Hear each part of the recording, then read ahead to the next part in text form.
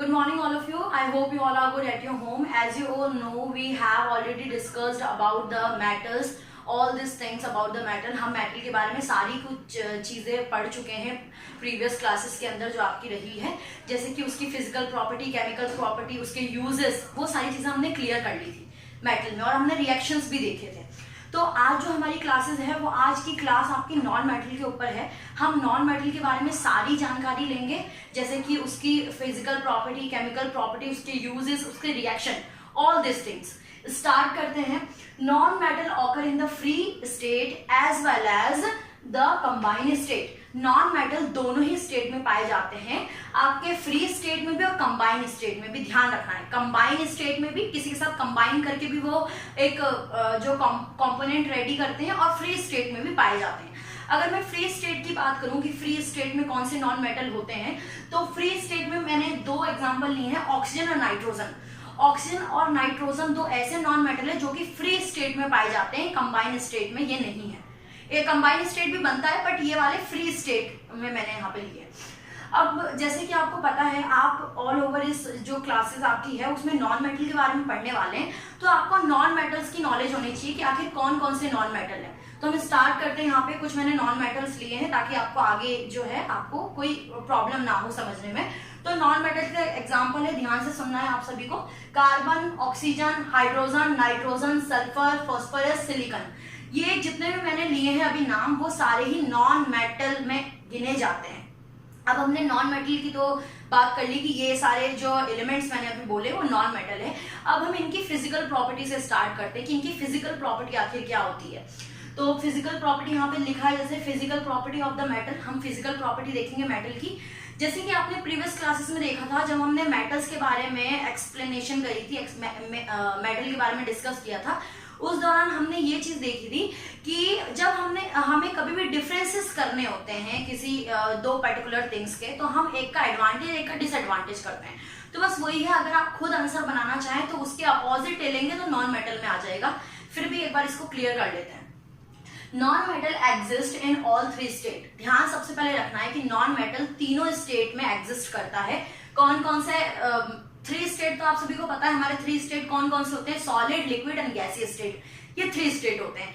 तो वैसे ही non metal की जहां हम बात कर रहे हैं, नॉन मेटल तीनों ही स्टेट में एग्जिस्ट करते हैं, सॉलिड, लिक्विड और लिक्विड एंड गैसेस। अब इनके एग्जांपल देख लेते हैं कि कौन कौन से सॉलिड में एग्जिस्ट करते हैं, कौन से लिक्विड में और कौन से गैसेस में। अगर मैं सॉलिड की बात करूं तो कार्बन एंड सल्फर, कार्बन और सल्फर दोनों सॉलिड स्टेट में एग्जिस्ट करते हैं। लिक्विड में ब्रोमाइन, गैसेस में आपका ऑक्सीजन, हाइड्रोजन, नाइट्रोजन, तीन, ऑक्सीजन, हाइड्रोजन, नाइट्रोजन तीनों ही गैसेस स्टेट में एग्जिस्ट करते हैं। नेक्स्ट प्रॉपर्टी देख लेते हैं हम।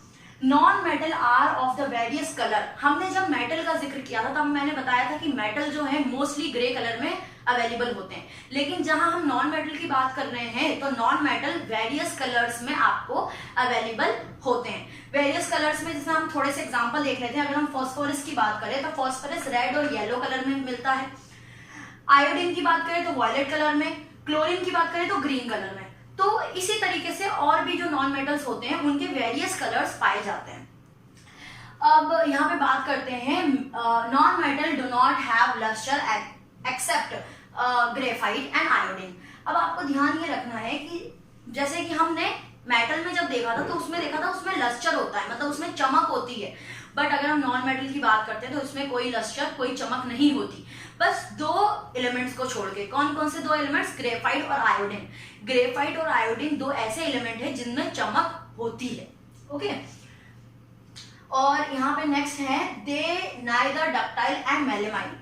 तो डक्टाइल, मेलेमाइन मैंने प्रीवियस क्लासेस में भी आपको बताया था कि डक्टाइल क्या है और मेलेमाइन क्या है। आप डक्टाइल का मतलब एक वायर में, डक्टाइल दैट मींस एक वायर में कन्वर्ट नहीं कर सकते नॉन मेटल को, ठीक है, वायर में नॉन मेटल को कन्वर्ट नहीं कर सकते। और मेलेमाइन मतलब कूट कूट के थिन शीट में कन्वर्ट नहीं कर सकते। जैसा एग्जांपल लेते हैं, अगर मैं कॉइल लेती हूँ कोयला, तो कोयले को मैं जब हैमर से जब उसको बीट करूंगी तो क्या वो पतली शीट में कन्वर्ट हो जाएगा या वो उसके दो टुकड़े हो जाएंगे, डेफिनेटली उसके 2 टुकड़े हो जाएंगे, वो शीट में कन्वर्ट नहीं होगा, ना ही वो एक वायर में कन्वर्ट होगा। तो नॉन मेटल का जो मोस्ट इंपॉर्टेंट है, ना ही वो वायर में कन्वर्ट हो सकता है, मतलब वो डक्टाइल नहीं हो सकता, और ना ही वो मेलेमाइल हो सकता है, मतलब ना ही वो आपकी थिन शीट में ना वायर में, दोनों में नहीं कन्वर्ट किया जा सकता उसको, जैसे कि मेटल्स को कन्वर्ट किया जा सकता है। They do not have hammered into the thin sheet, इसको हैम्बर करके थिन शीट में नहीं कन्वर्ट किया जा सकता, जैसे मैंने अभी अभी बताया आपको। Do not make any sound, जैसे कि आप कोई भी, जैसे कि एक कॉइन लेते हैं, हम सिक्का लेते हैं एक, और सिक्के को मैंने यहाँ से नीचे गिरा दिया तो उसमें एक खनक की आवाज आएगी, क्यों? क्योंकि वो मेटल है।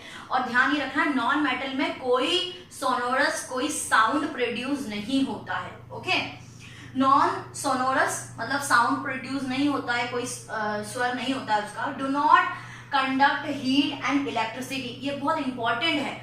मैंने क्या बताया था आपको कि जब आप मेटल का पता है तो उसका जस्ट अपोजिट ले लेंगे तो नॉन मेटल का आपको सारा निकल आएगा।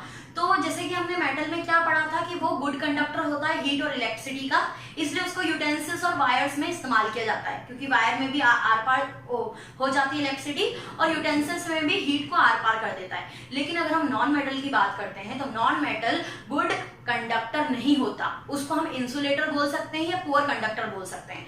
तो वो इलेक्ट्रिसिटी में या फिर हीट का जो है कंडक्ट नहीं करता, इलेक्ट्रिसिटी और हीट को कंडक्ट नहीं करता, दैट मीन्स उसके आर पार नहीं होने देता है, रेसिस्ट करता है। इसको आप इंसुलेटर बोल सकते हो। ठीक है, मैंने अभी क्या बताया, जो कंडक्ट नहीं करता है हीट और इलेक्ट्रिसिटी को, उसको इंसुलेटर कहा जाता है। एक्सेप्ट ग्रेफाइट, सिर्फ ग्रेफाइट को छोड़कर, ग्रेफाइट के ऐसी नॉन मेटल्स में एलिमेंट है जो कि आपकी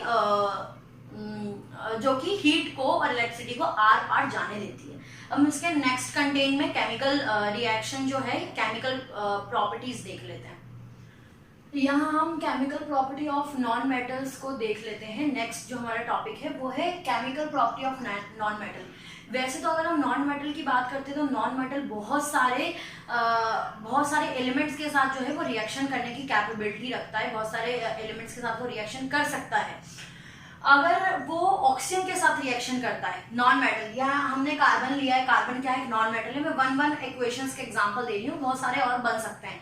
तो कार्बन एक नॉन मेटल है और किसके साथ रिएक्शन कर रहा है, ऑक्सीजन के साथ। जब कार्बन ऑक्सीजन के साथ रिएक्शन करता है तो कार्बन डाइऑक्साइड बनता है। क्या बनता है, कार्बन डाइऑक्साइड बनता है।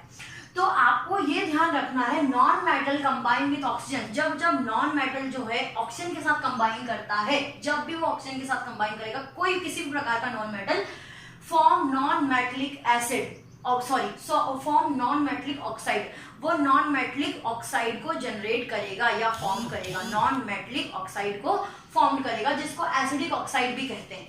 इसको आप लिटमस पेपर की मदद से जान सकते हैं। जैसे कि अगर ब्लू लिटमस पेपर का रंग अगर रेड हो जाता है, लिटमस पेपर तो आपने प्रीवियस क्लासेस में देखा ही होगा, स्ट्रिप की तरह होता है इतना बड़ा। तो अगर ब्लू लिटमस पेपर का रंग अगर रेड हो जाता है तो आपको पता चल जाएगा कि इसका जो रिएक्शन है वो एसिडिक रिएक्शन रेडी हुआ है, एसिड बना है, दैट मीन्स। दूसरा रिएक्शन हम देख लेते हैं। हम सारे ही नॉन मेटलिक रिएक्शन को अलग अलग चीजों में रिएक्ट करके देख रहे हैं। अगर हम नॉन मेटल को क्लोरीन के साथ रिएक्शन करवाते हैं, नॉन मेटल का रिएक्शन, ये सारे रिएक्शन नॉन मेटल के हैं, ये याद रखना है आपको। नॉन मेटल का रिएक्शन अगर क्लोरीन के साथ होता है तो क्या होगा, यहाँ पर आपका हाइड्रोजन है, हाइड्रोजन क्लोरीन के साथ रिएक्ट हो रहा है तो हाइड्रोक्लोरिक एसिड जो है वो बन रहा है। उसी तरीके से reaction with the oxygen, oxygen के साथ जब रिएक्शन करता है, ठीक है, हाइड्रोजन जब ऑक्सीजन के साथ रिएक्शन करेगा, तो ये क्या फॉर्म करेगा, वाटर। वाटर का केमिकल रिएक्शन क्या होता है, H2O, ये आपने देखा होगा, H2O क्या है, वाटर का केमिकल रिएक्शन है। तो हाइड्रोजन ऑक्सीजन के साथ जब कंबाइन होता है तो वो वाटर का जो है वाटर जनरेट करता है, वाटर फॉर्म करता है। अब हम नॉन मेटल के यूजेस देख लेते हैं। जैसे हमने मेटल का यूजेस देखा था, अब हमारा रिएक्शन कंप्लीट हो गया है तो हम यूजेस देख लेते हैं, देन नेक्स्ट स्टेप हमारा कोरिजन रहेगा। तो a non metal such as the graphite is used to electrode.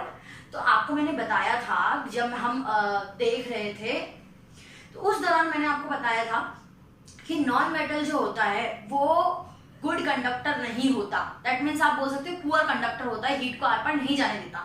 लेकिन मैंने ये भी बताया था उसमें से ग्रेफाइट होता है, ग्रेफाइट एक नॉन मेटल है जो कि गुड कंडक्टर की गिनती में आता है। ठीक है, गुड कंडक्टर में कंडक्ट बोल सकते हो आप। तो non metal such as graphite, graphite एक ऐसा नॉन मेटल है, इज यूज टू इलेक्ट्रोड, इसको इलेक्ट्रोड के रूप में यूज किया जाता है, इलेक्ट्रोड, क्योंकि ये हीट को आर पार जाने देता है, कंडक्टर है ये। Graphite is use to make lead pencil, आपकी पेंसिल की जो लीड होती है, जो बच्चों आप सब लिखते हो पेंसिल से, अब तो पेन से लिखना शुरू कर दिया आपने, जो फर्स्ट सेकंड थर्ड क्लास के बच्चे जो पेंसिल से लिखते हैं और पेंसिल का जो आगे का हिस्सा होता है इसको पेंसिल लीड कहते हैं, वो किससे बना होता है, ये याद रखना, ग्रेफाइट से बना होता है, that's a non metal, it's not the metal. तो ग्रेफाइट से पेंसिल लीड बनती है। अगर हम एक और नॉन मेटल की बात करते हैं जो कि हाइड्रोजन है, hydrogen use to welding metal, welding metals में हाइड्रोजन का इस्तेमाल किया जाता है। मेटल वेल्डिंग मेटल्स के अंदर सल्फर का इस्तेमाल मैन्युफैक्चर ऑफ द एंटीसेप्टिक में किया जाता है, एंटीसेप्टिक क्रीम में किया जाता है। किसका इस्तेमाल, आपका सल्फर का इस्तेमाल। या आप बोल सकते हो वल्केनाइजेशंस में, वल्केनाइजेशंस ऑफ रबर, यहाँ पे लिखा है वल्केनाइजेशन ऑफ रबर के अंदर इसका इस्तेमाल किया जाता है। दैट मीन्स इलास्टिक से जुड़ी हुई चीजें, रबरिंग जैसी चीजों में भी सल्फर का इस्तेमाल किया जाता है।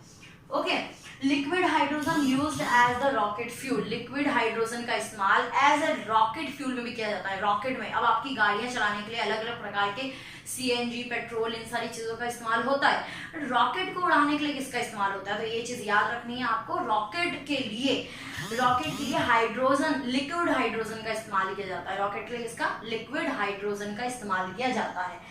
नाइट्रोजन का इस्तेमाल, that all are non metallics elements, ध्यान रखना है जितने भी हम यूजेस देख रहे हैं नॉन मेटल के देख रहे हैं, तो नाइट्रोजन भी एक प्रकार का नॉन मेटल का इस्तेमाल, जैसे कि क्रॉप प्रोडक्शन में मैंने आपको बताया था, फर्टिलाइजर के लिए। फर्टिलाइजर क्या होता है, मिट्टी की उर्वरता को बढ़ाने के लिए, उसकी गुड ग्रोथ के लिए जो इस्तेमाल किया जाता है फर्टिलाइजर, उसमें नाइट्रोजन का इस्तेमाल किया जाता है। अब नेक्स्ट कंटेंट हम कोरेजन देख लेते हैं, ये हमारा लास्ट टॉपिक है, इनको कंप्लीट कर लेते हैं। तो हमने जो टॉपिक लिया है वो कोरेजन्स ऑफ मेटल्स। बेसिकली अगर बहुत ही साधारण शब्दों में अगर मैं कहूँ तो आप जैसे कोरेजनिंग ऑफ मेटल का मतलब है कि मेटल्स के अंदर, यानी कि आपके जो धातु होते हैं उसमें जंग लगना कोरेजन ऑफ मेटल होता है। तो ये जंग आखिर कैसे लगता है, कोरेजनस के ऊपर जो कोरेजन की जो लेयर है वो कैसे जम जाती है, तो बेसिकली पहले साधारण सा एग्जांपल दूंगी, उसके बाद आपका एक थ्रू द डेफिनेशन आपको क्लियर करूंगी कोरेजन आखिर कैसा लगता है। तो सबसे पहले ध्यान ये रखना है, जब भी हम किसी लोहे की चीज को, मेटल्स की चीजों को किसी हवा के या मॉइस्चर के संपर्क में ला देते हैं तो उसके ऊपर एक कोटिंग फॉर्म हो जाती है जिसको कोरेजन यानी जंग कहा जाता है, जंग लगना कहा जाता है। जब आप, जैसे कि आपने देखा होगा कि बहुत सारी चीजें ऐसे आपके स्टोर रूम में होगी जिसमें जंग लग चुके हैं, खराब हो चुका है, उसकी शाइन जा चुकी है, उसमें रेडिशनेस आ चुकी है, लाल या हरा पड़ चुका है, तो आखिर क्या है, वो कोरेजन है जो कि जंग लग चुकी है। वो क्यों लगी है, क्योंकि जब भी कोई मेटल हवा के संपर्क में या किसी नमी के संपर्क में आ जाता है तो उसके ऊपर कोटिंग लग जाती है, इसको कहा जाता है कोरेजन्स। देखिए, दिस स्लो इरोजन्स, ये कैसे होता है स्लो, ये नहीं कि आपने आज कोई मेटल की चीज खरीदी और कल उसमें जंग लग गई, नहीं, ये स्लो इरोजन होता है, मतलब धीरे धीरे नष्ट होता है। आपका मेटल का जो भी वस्तु है वो धीरे धीरे नष्ट होता है। The slow erosion and the destructions of metal, वो धीरे धीरे उसको बर्बाद कर देता है मेटल को। और वो किस संपर्क में आने से होता है, due to the chemical reaction. अब आप सोचो कि केमिकल रिएक्शन कैसे, केमिकल रिएक्शन बनी है, कैसे बनी है, जैसे कि एक आयरन है, ठीक है, आयरन को हम क्या लिखते हैं, Fe। आयरन पानी के और आपके हवा के संपर्क में आ गया, पानी और हवा मॉइस्चर बन चुका है, पानी और हवा के संपर्क में आ गया तो वो कोरेजन बन गया। अभी मैं केमिकल इक्वेशन के द्वारा भी बताऊंगी। तो ये एक केमिकल इक्वेशंस बन गई है इस तरीके से, आयरन का संपर्क हवा से हुआ और वाटर से हुआ और जंग बन गया। तो ये जो केमिकल जो रिएक्शन हो जाता है, केमिकल रिएक्शन कहा जाता है। केमिकल रिएक्शन है मॉइस्चर, केमिकल रिएक्शन मॉइस्चर के द्वारा जो आपका मेटल जो है, मेटल जो चीज है वो इरोजन हो जाता है या उसका डिस्ट्रक्शन हो जाता है, नष्ट हो जाता है, वो धीरे धीरे, वो आपका क्या कहलाता है, कोरेजन्स कहलाता है। जैसे एग्जांपल लिया, यहाँ पे मैंने आयरन लिया है, आयरन वाटर के और किसके, हवा के संपर्क में आया है, और हवा के संपर्क में और वाटर के संपर्क में जब ये आया है, ये आयरन, ये वाटर और ये आपका ऑक्सीजन, हवा, इन सब से क्या बना है, इन सब से बना है रस्ट। रस्ट मतलब जंग, जंग बनाए, जंग जो लग जाती है आपके मेटल की चीजों के वो बनाए। तो ये तो केमिकल इक्वेशन हो गया। अब ये तो आपका साधारण सी बात है कि अगर आप मॉइस्चर में, नमी की जगह पर या हवा के संपर्क में किसी भी मेटल्स को रखेंगे तो उसमें जंग जरूर लगेगी, कोरिजन की कोटिंग जरूर होगी।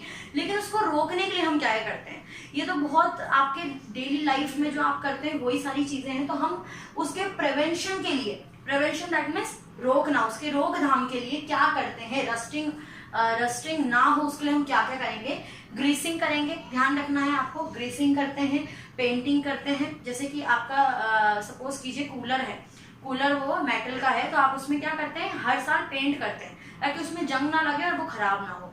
तो पेंटिंग करते हैं, ऑयलिंग भी करते हैं। जैसे मशीन है आपकी सिलाई मशीन, उसमें जब जंग लग जाती है तो आप क्या करते हैं, ऑयल डालते हैं, तेल डालते हैं, तो ऑयलिंग करा जाता है, प्लास्टिक कोटिंग करी जाती है और मेटलिक कोटिंग करी जाती है। ठीक है, प्लास्टिक कोटिंग भी आप कर सकते हैं, मेटलिक कोटिंग भी। अब मेटलिक कोटिंग का मतलब आप समझेंगे कि मेटलिक कोटिंग क्या होता है, तो मैं आपको बता देती हूँ। जैसे आप सुनार के पास जाते हैं, आप कोई आर्टिफिशियल गहना है तो आपको सोने का पानी चढ़ाना है, तो बेसिकली वो क्या कर रहा है, वो एक मेटलिक कोटिंग कर रहा है। गोल्ड की जो कोटिंग ऊपर करी जाएगी वो मेटलिक कोटिंग कहलाएगी, जिसको इलेक्ट्रोलाइट द्वारा किया जाता है।